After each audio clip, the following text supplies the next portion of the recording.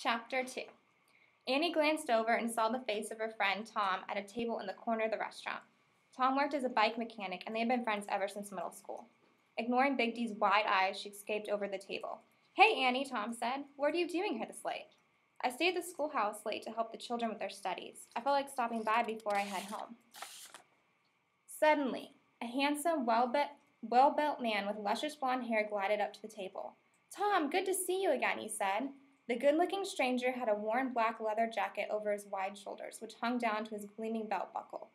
A black cowboy hat topped his head with a silver hat band that seemed to catch the entire light in the restaurant.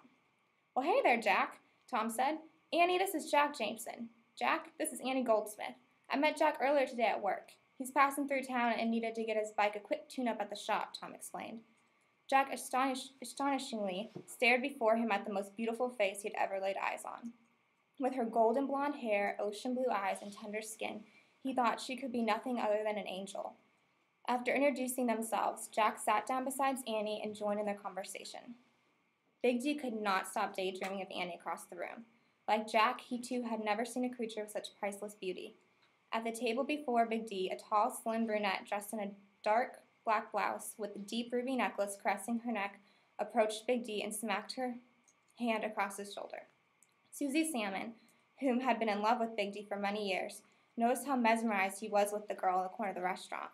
Susie thought she loved Big D, but many others, even Big D, thought she was more in love with Big D's power and money rather than Big D himself. Pushing her curly dark hair out of her face, she sat